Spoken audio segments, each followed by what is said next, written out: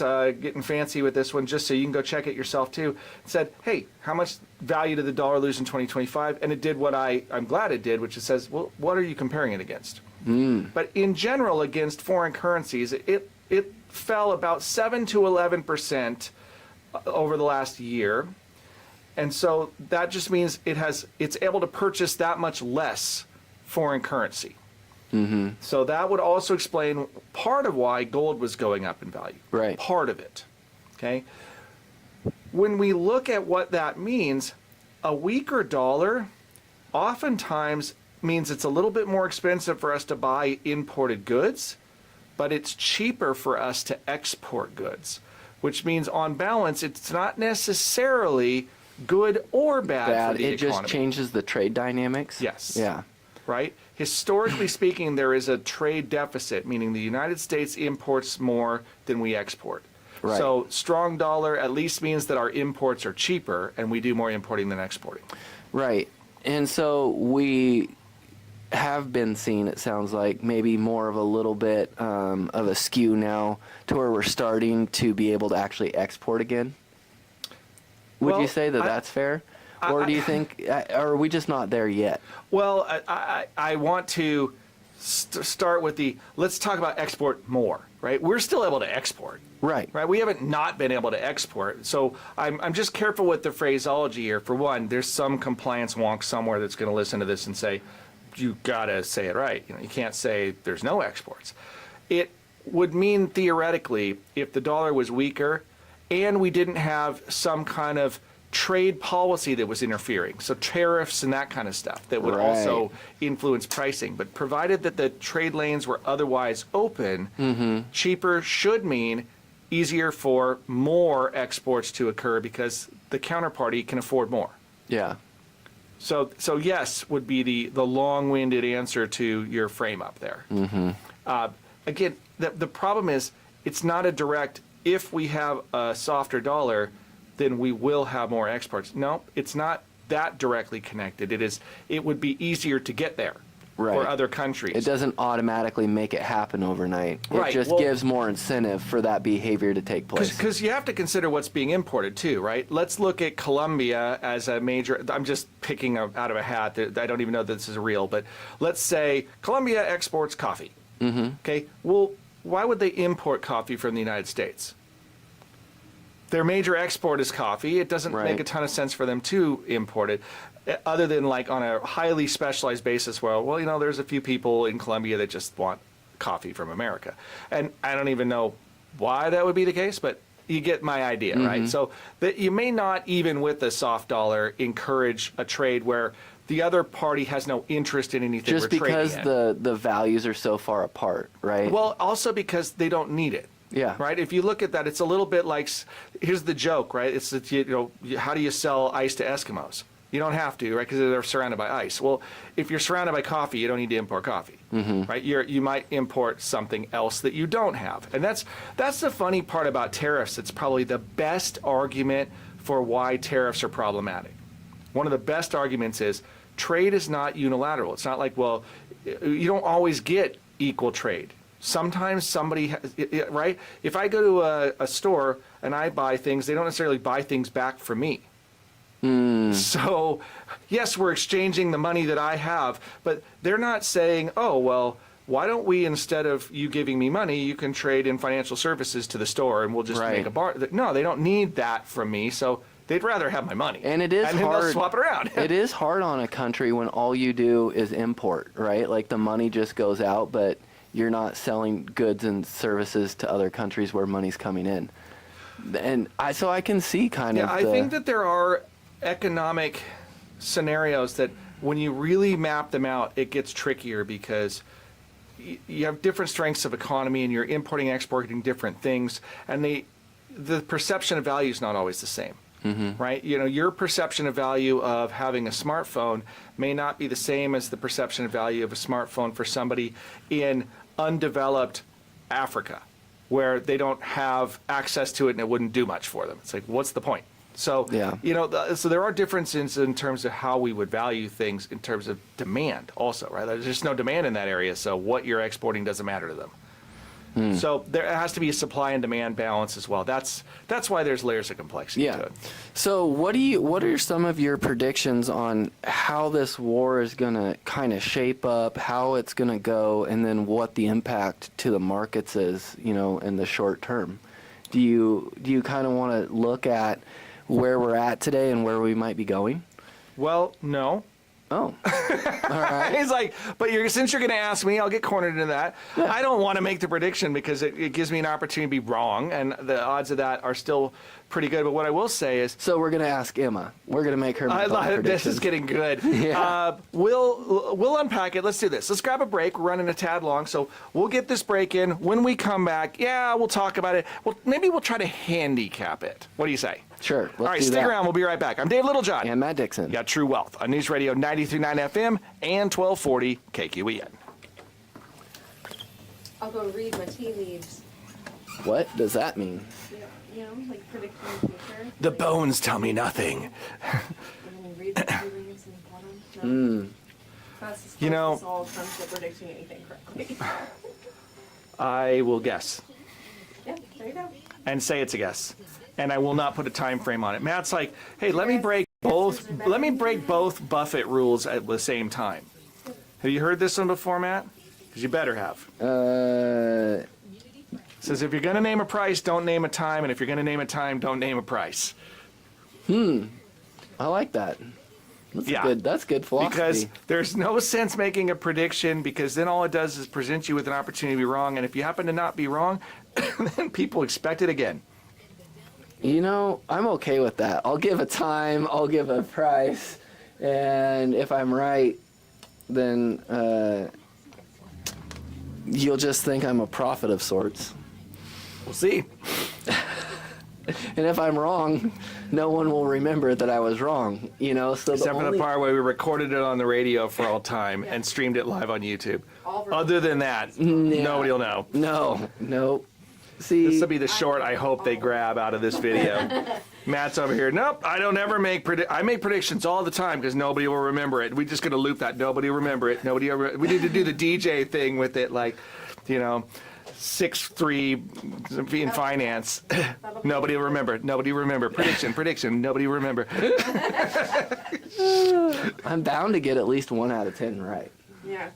And when I do, believe me, you'll remember Right? that one instant. 60% of the time, it works all the time. That's me, dude. Right there. I don't even know what to do with that. All right. Bet you if you ask my wife, she'd say, he's right like 92% of the time. Well, all that tells me is you're not guessing at hard stuff. Hey, what time does this TV show come on? It's like 5 minutes. It's like, wow, it came back on. You're right. Bet your dinner's going to be ready in the next hour. Yeah. Wham! Bet you the sun rises tomorrow. It's like, thanks. Welcome back to the True Wealth Show. Dave Littlejohn in studio with Matt Dixon. All right, Matt. How do they get the podcast? This is a quiz for you. Ooh, I think they go to the website at littlejohnfs.com. Okay, he gets to keep his job for at least Yay! one more day. Woohoo! Can someone give me a drum roll and an applause? In the Yeah, background? we need the button where you can drop the sound cues, except the whole show would be sound effects. I would not, it'd be terrible. As long as we had lots of like the 1980s lasers in the background, then I'd be gold. Or with if that. you've ever heard the Jim Cramer show where it's like the guy falling off the glove. It's got the different bear sound and the bull sound and the bell sound. I really want the Ron Burgundy whammy. Like, I want some of that going on. Yeah, that's probably copyrighted. I don't even know. We can get around it. If we can get you, let's record Matt saying bad impressions of famous things, but not so bad that we don't know what they are. Ooh, I can be down for that. All right, it's got a future. That's all I'm saying. Yep. So we're talking about really where we're headed with this today is, so the U.S. is now at war. I think it's technically called war. I think it's a military conflict or something. I don't know if Congress has declared war yet. War is a pretty extreme term for what I think this is, because last I heard we already sunk all their ships, and haven't we been doing this for like 2 days? So that doesn't sound like much of a war. It sounds like an annihilation. Well, I will say that Matt he's introduced this to introduced me to Polymarket, which is Yeah. really fun because it predicts different things. Basically allows people to bet on this. So there's $7 million in volume on this bet so far. Will the Iranian regime fall by June 30th? And right now there's a 40% chance of that occurring. By what date? June? June 30th. That seems That's a longer. Pretty- I- That's I a don't- lot longer than I expected it would be, Yeah. right? Because, like, that's multiple months out, 3 months out. And then how about, will the U.S. or Israel strike Iran on March 4th? 100% chance, and on March 5th, a 99% chance. Will the U.S. invade Iran before 2027? Still a 33% chance. Polymarket's fascinating, by the way. Interesting. This is not, I'm not telling you predictions. I'm telling you, What the betting markets are. yeah, saying. it's a betting market where people can look at this. And there are more than, there's no one market for this, right? But that's one of them that we just kind of pulled up to look at, and I thought that Well, is fascinating. And what's crazy is, like, it rarely, like, I've watched, bets come out. I was watching it during the election, right? And that was what was really crazy is on there, you saw Trump with a lead in the betting markets where they were predicting that he would get in. And as the election started taking place, I think you were actually looking at it with me when it was happening in real time. It'd be like, oh, Trump has a 62% chance, 67% chance, 73, and it was just, I don't know what, an hour or two ahead of real time information. It felt like that we were getting, and Now, interestingly enough, that illustrates another key point, what you just described. The accuracy goes higher as the event approaches. Right now, we're a ways out. Right. So saying, will the Iranian regime fall by June 30th? And we're here on March 3rd today. I've just dated the show, by the way. So if for some reason the show is ever rebroadcasted, the reason we're rebroadcasting it would be because what we talked about in terms of like war and conflict and how it works in the economy are still relevant. Otherwise, I don't know that we'll do it again. Yeah, I don't know that it'll be a rerun ever. Boy, that was harder to say than I thought it should be. just say rerun like 30 times over really fast, and you'll never stumble with it again. Rerun. I'm out. Not happening right now. So, where we're trying to handicap what's going on with the marketplace, and the interesting thing about it to me is, while the poly market world may want to make these calls, and it can get down to hours, because these are people betting kind of up to the last minute. It's more like sports betting almost. Like, what's the outcome in the next hour or two? And those to me seem more like actual bets. And then as you get closer to the event, the spreads start to change because the outcome becomes more known. And so you start to see the odds skew to the more probable result as it becomes more obvious. Well, what's interesting about that, did you say June 30th? Yes? Yeah. If I'm Polymarket and I'm setting these bets, I'm trying to get about a 50-50 spread on the bets, right? I want about 50% of the bets to be on one side and about 50% on the other. Yes. You know what I mean? Just trying to keep you don't want it so skewed to where you're just losing buckets because it's an easy thing to guess. And so what that tells me is the odds makers that are behind the scenes were looking at everything, and that they picked that date because they felt like there's about a 50-50 chance that it could go either way based on that date. And so the market really is, in this instance, I believe, pricing in about a 3-month event. So wild enough, I just looked up the March 31st, so end of the month. Will the regime fall by March 31? It's estimating a 17% chance. So not great odds. Now, how about December 31? Oh, I bet the odds go over 70%. 50. Ooh, geez. So they're pricing this thing as a lot longer event than I guess originally presumed. Yep. That would be a long Currently, it event. says a 62% chance Well, when are the regime midterms? survives the military strikes. When's the midterms? November. Interesting. So we might not actually have any resolve by... I don't think that's what that says. Because the war could be over and the existing regime could be the one that's still in power and they have Right. acquiesced and stopped and the deals have been made. So it's just to say that the existing regime may still be in place. I actually if I look at that, I know I'm not supposed to handicap these things, and just so you know, I'm not giving investment advice nor betting advice right now.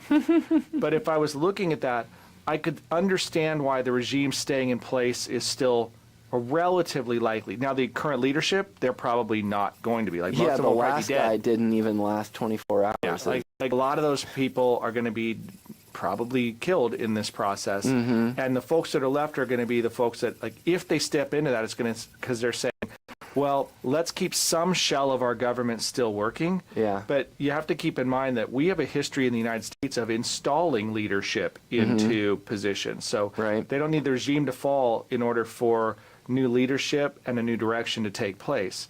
If a regime falls, you have to rebuild the government. So it may be in the United States' best interest to preserve the government, but put it under a more friendly group of people within that regime. So that's why it's interesting, is like, how do we define regime?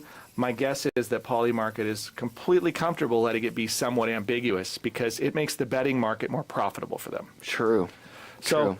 anyway, it's just a different way to analyze this.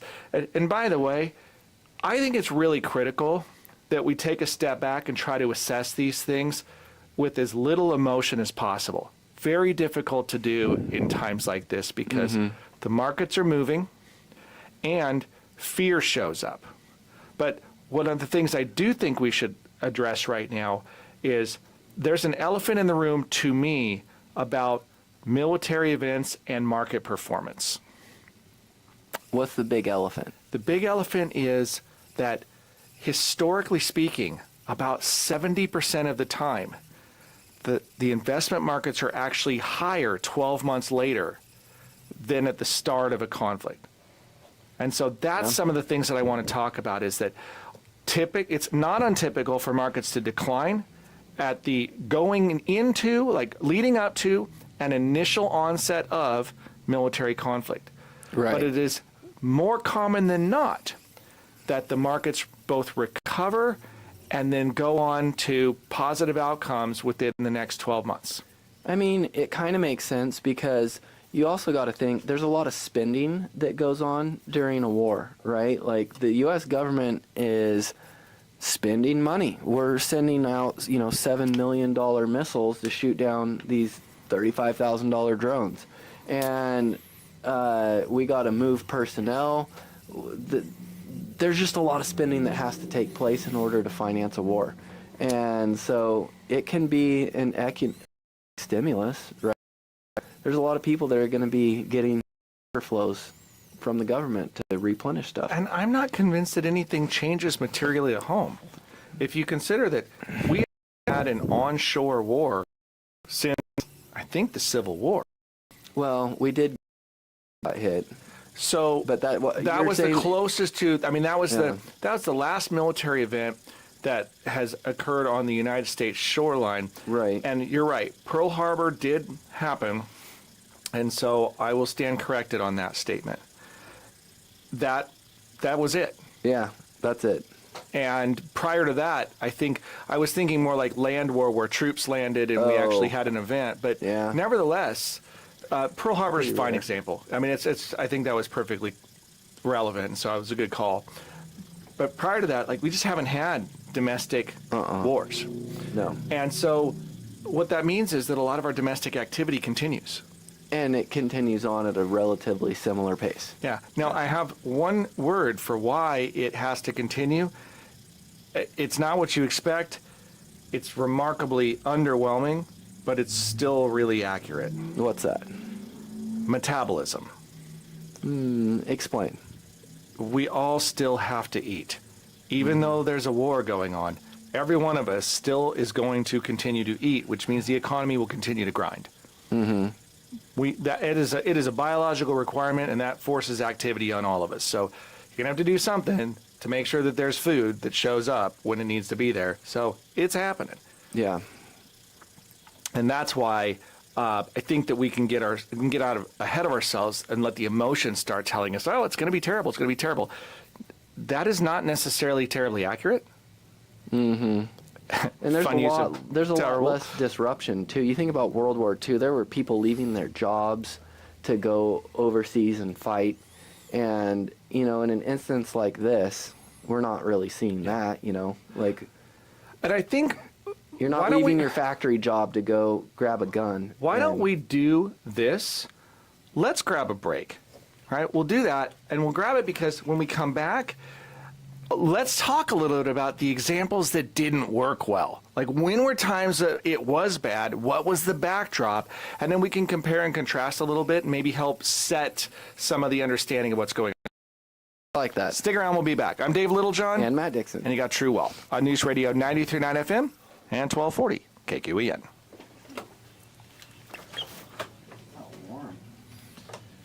Yeah, it's Emma's computer. Probably, maybe. Probably. It says Probably, maybe, yeah. probably, maybe. I mean, it's a definite maybe. It's going, but it does say that encoding overloaded. Consider turning down video settings or using a faster encoder. And I've already all of the settings. So, So it might be that our video capture cards need to be upgraded. which could be, So we're back to the ATEM. We'll see. It could be working too. yeah. It's just like freezing a little. It's dropping frames. I'm texting Mike the ultimate question. Well, he doesn't even know we're streaming live, probably. You know what? Yeah, he's. Oh, Hi, Mike. he said YouTube just ended abruptly. Just now? And I asked him after that because he texted that to me at 4:12. I texted him at 4:20 and I said, "Is it back?" And he said, "Yes." Yeah, it So, did end abruptly. I'm Had I'm to restart. I'm texting Mike the ultimate question right now from the show, which is, does this war cause a global recession? And Mike's response is, drum roll please,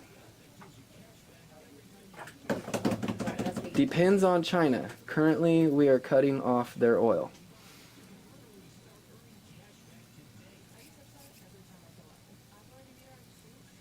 Depends on China, huh? I mean, are we cutting off their oil because they're getting a lot of it from Russia? How much? Can you chat GPT this, David? How much of China's oil comes from the Middle East? I can look it up. Let's see, Mike. Okay. I'm testing you, Mike, to see if this theory is correct. Our oil? China. How much of their oil comes from the Middle East? 30 to 35% of the world's total. 35% of the world's oil. That's a lot. 40 to 45% of the world's export oil comes from the Middle East. How much oil comes from the... No, I said... Oh, sorry.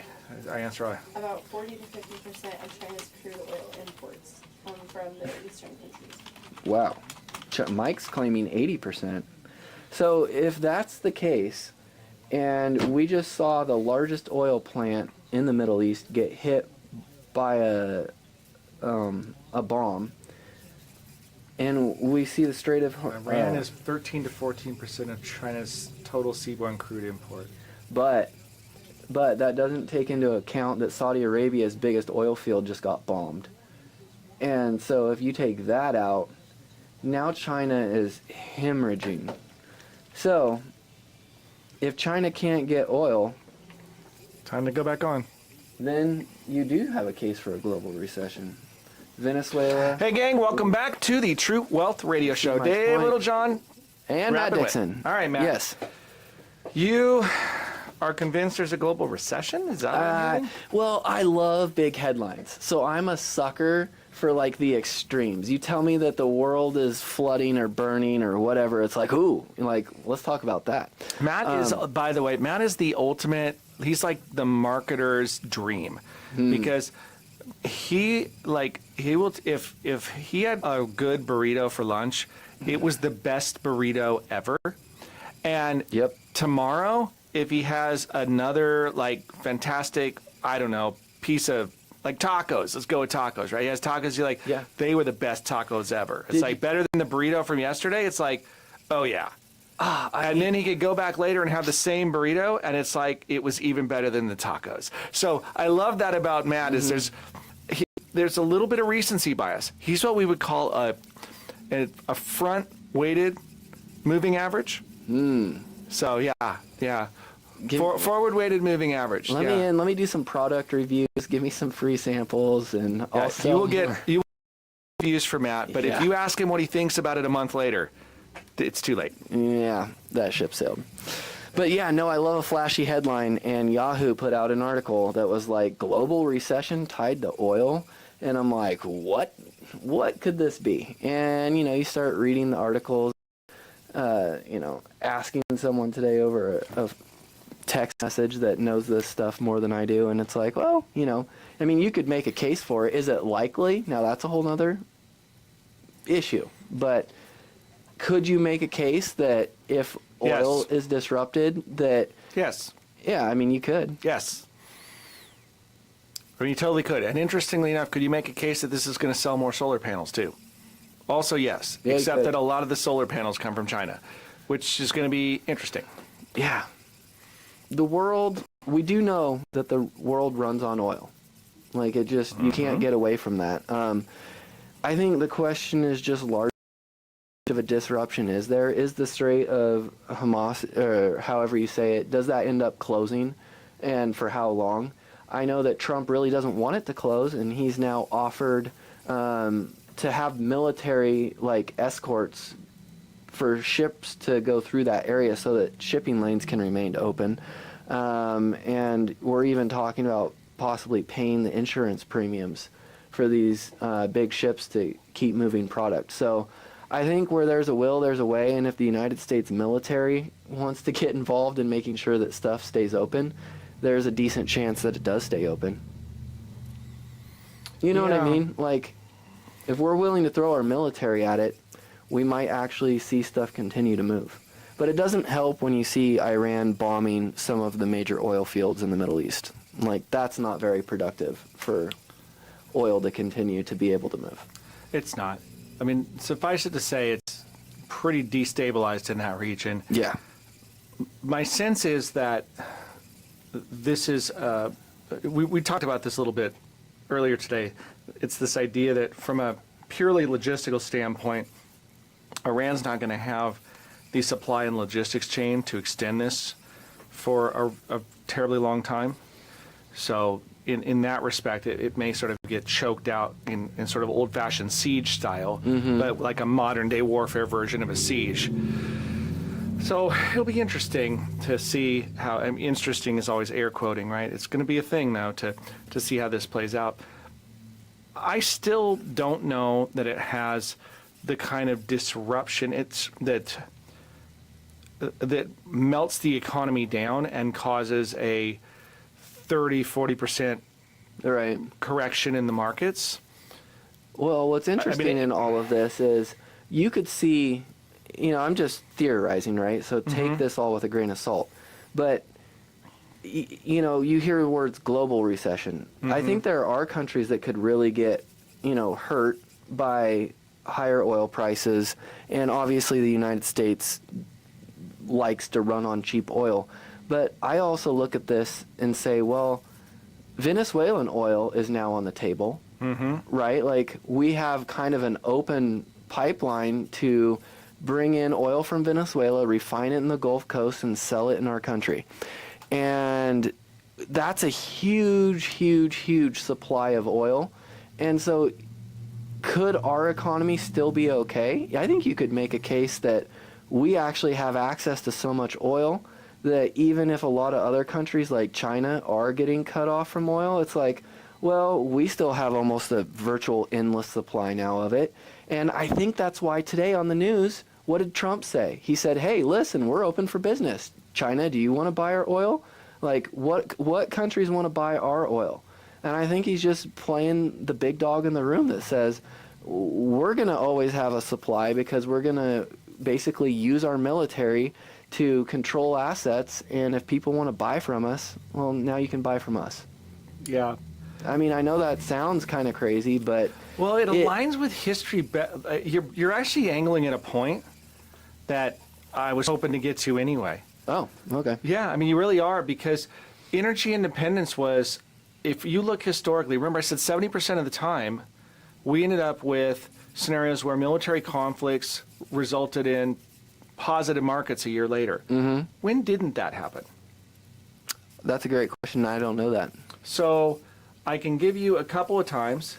It happened in 1973 during the Arab oil embargo, where we had a 48% drop in the stock market, and it took almost 2 years for it to bottom out. It was 630 days of decline for that 48% slide.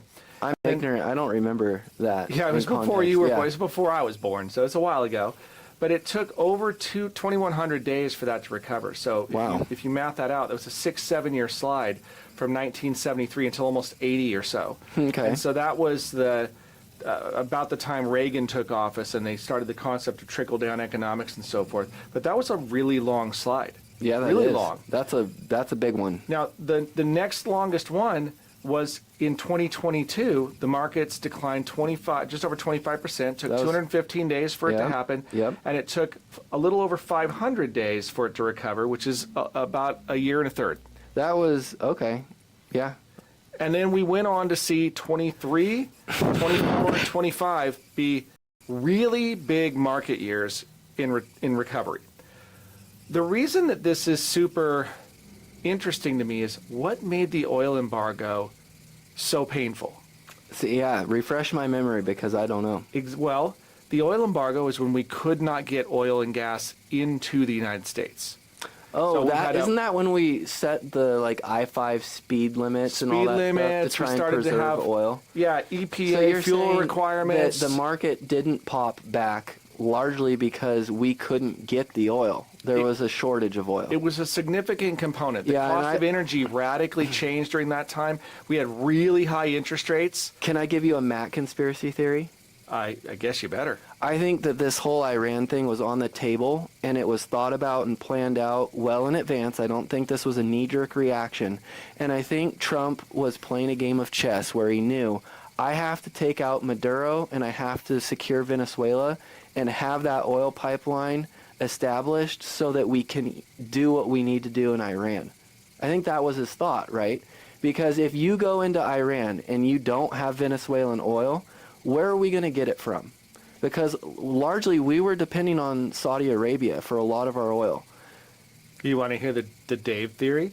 So I think that it was literally like, we'll be okay as long as we got Venezuelan oil. We can go in there and wreck some stuff in Iran. What's your theory? My theory is that it was the fact that China has been building more power plants, and they still have run a lot of them on diesel or on oil. And so while China's bringing on nuclear power faster than the United States, though. And so in order to slow the progress so that China does not run away with the AI race, the United States had to choke their supply somewhat to drive up their cost of energy and had to find a way to control ours. And so one of the things that we've talked about is this ability for the United States to pivot to liquid natural gas as a way to power a lot of the power plants domestically. Well, that would make sense. That it's like an AI race. What used to be like a Cold War is Yes. and add on top of that also rare earth minerals. Right? Like getting down to even a more granular level. It's like, we are in an AI race. What's some of the critical stuff that you have to have for chips and all the other things? You have to have rare earth minerals. And China conveniently sits on the world's largest supply, bar none. And so it's like, well, if they have all the rare earth minerals, and like you're playing at a disadvantage if you don't have the materials to build the AI. Which is also why, okay, well, let's choke the thing they need to keep growing so that they have to come to the bargaining table. Yep. And I think that those all fit together. Incidentally, there's some videos circulating around from back in the early 80s with Donald Trump, way before he was ever in politics, talking about some of the problems with the Iranian regime.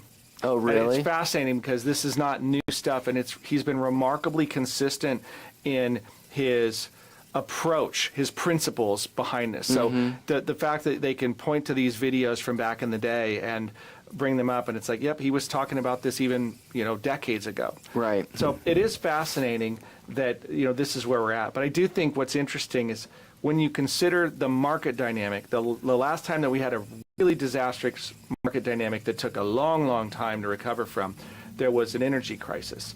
When we had 2022, we were coming out of COVID, and we were coming off of a massive money printing campaign, and so we had a big inflationary deal to navigate. Incidentally, similar thing, huge inflation during the oil embargoes too. You know, we saw treasuries that you could get 30-year bonds at like 15-18%. Well, say this is a 3 to 6 month conflict, and oil does go over $100 a barrel, stays there.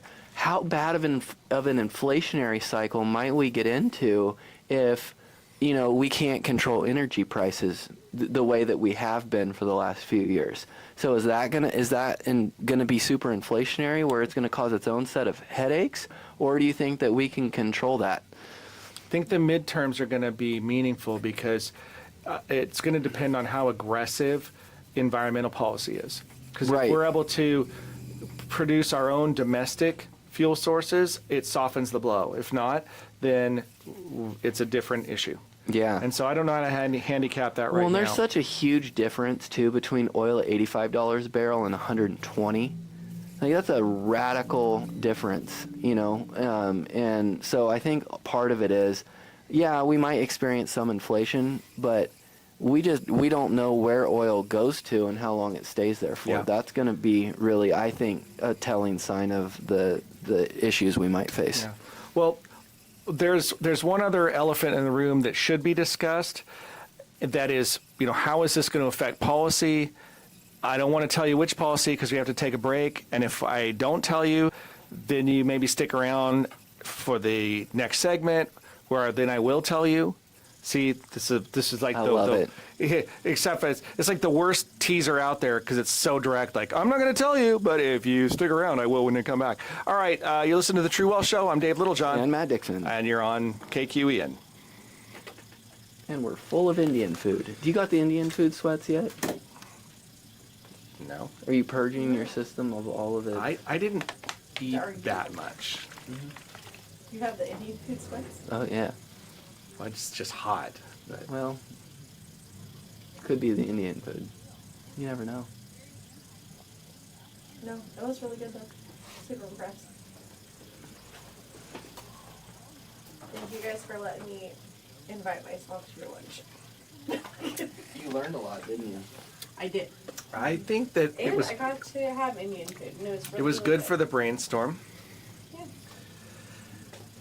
And what do you think of our radio show so far? Do you think we're way down a rabbit trail of like chaos, or do you think that it's possible, highly unlikely? Where are we at? I mean, nothing is highly unlikely if you've seen what's been. You're like, I'll take anything that can happen for 100. Yep. Anything can happen when you just believe.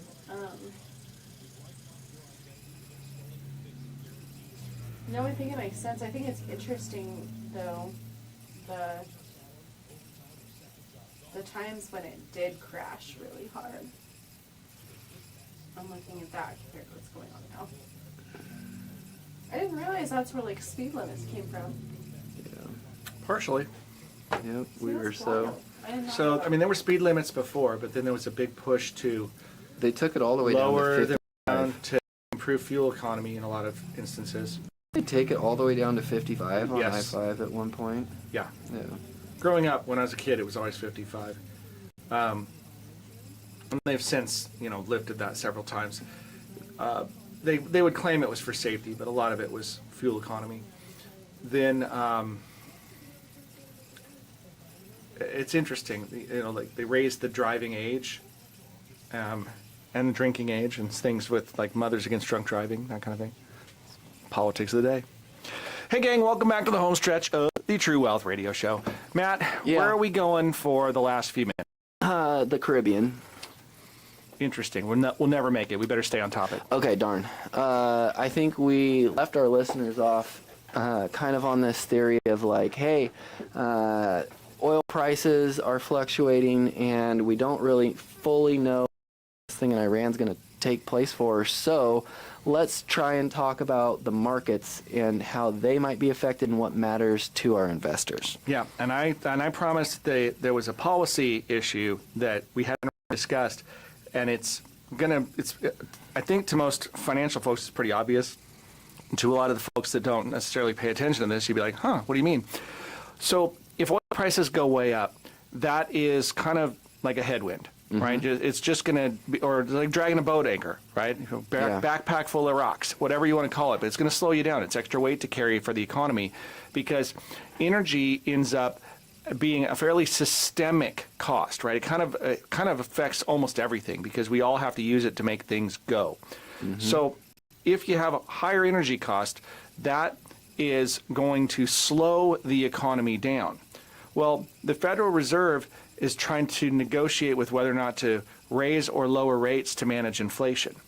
And so it can affect the way the Federal Reserve can execute on policy. They don't necessarily want to raise rates into a period where we have really high fuel prices because everything's getting more expensive, and that more expensive should start to slow inflation down, but we're seeing fuel inflation slowing down the rest of the economy. But if the economy is slowing, which it has been, and now you have an inflationary component in fuel, you don't want to cut rates because it might actually drive inflation even more. So they're kind of cornered. Interesting. So, yeah, that's kind of a cocktail. It is. And so they're really having to assess just how much of a price move and what is going to be the economic drag that it creates. And is it, or economic drag, so is it going to be inflationary in the wrong areas or deflationary in the wrong areas? And does that mean that we need to have a change in interest rate policy? Man, you know what I wouldn't want to be right now? Jerome Powell. Yeah, I would not want to be the Fed chair because I'm looking at this and I'm saying, well, the market kind of started to price in some rate cuts. And now we've got some inflationary pressure with energy, so I probably don't want to cut rates right now, but if I don't, then the market is going to be like, well, we didn't price that in, and that's even more downward pressure on the market. So right, I which guess the Fed is not supposed to care about the markets. They're the market's not part of its supposed to. mandate. Yeah, but it's hard to see that they don't. Yeah, exactly. You know, it's one of those things where I know we're just playing for fun. It's church league, right? It's not about whether or not we win or lose. Really? Well, why are you throwing so many elbows and cussing all the time? Right. Yeah. I want to win. Right. And yeah, that's not a position I envy right now. This is a very, very tough one, I think. It really is. That's the part that's probably the hardest one. And so when people say, what's going to happen with the markets, I'm quite confident that this gets worked out. And I don't think the conflict lasts nearly as long as we've seen historically. And the reason for that is because none of it's been lasting as long as it did historically. You know, the fact that, so the Russia-Ukraine event, that in 2022 when that happened, it's still going on. Well, that war is still happening right now. So the wild card in all of this, I think, so Iran in and of itself should be handled quickly. But if China wants to supply Iran with a bunch of drones and missiles and all sorts of stuff that make it a headache on us to contain this thing, that's to me the wild card in all of this. But you have to question, is that what China wants? Do they want a long drawn out conflict where they can't get their cheap oil? I don't think so. I don't either. I think that China is playing a longer game than that. But you know who might want it to be long and drawn out? Russia. Because what are they sitting on? Their entire economy is oil. Yep. And so if China can't get it from the Saudi Arabia, and now they're the only guy on the block with the oil, they can basically charge whatever they want, and Russia gets rich. So if I'm Putin, I'm looking at this and saying, thanks, United States. What a golden goose this is. Yeah, it hadn't really occurred to me because now you're going to get the whole thing about, see, I told you Trump loved Putin. Well, right? And it's like, well, that's interesting. I've got theories for days. Yeah. It's a very They don't even have to be deep, right. dark- We're on the radio. You I'll- can just throw a theory I'll just out there. tell you exactly. If I say it with enough confidence, I bet you a lot of people believe me. Oh my goodness. By I the should way, be yeah. a politician. huh? Full disclaimer, Yeah. this is not investment advice nor predictions. All right, I'm announcing a Senate run, 2032. You heard it right here. Okay. Are you voting for me? No. Dang. my own boss won't vote for me. Oh my Emma, God. what about you? Do I got to vote? I'm looking at him going like, I need to see your policy positions, Matthew. My policy is, just be like all the other politicians. Whatever gets me rich, right? Yeah, it's like, I'm going to triangulate. That's my policy. Oh, jeez. man. Well, yeah, that depends. Do we also get the inside information? That's a joke, by the way. That's a joke. All right. In the remaining seconds here, for those of you out there that are wondering how this might affect your investments, we do have some ways to do risk modeling, and we can give you a sense of how much risk is embedded in your investment strategy. If you are interested in having something like that done, you do not have to be a client. We can still run this. It's very easy for us to do. Give us a call. How do they reach us, Matt? Yeah, 541-375-0898, or shoot us an email at info@littlejohnfs.com. Okay, so there you go. That's how you reach us. But we're out of time for today, so we better run. So until next time, I'm Dave Littlejohn. And Matt Dixon, Thanks 2032. for tuning in. You've been listening to The True Wealth Show on News Radio 93.9 FM and 1240 KQEN.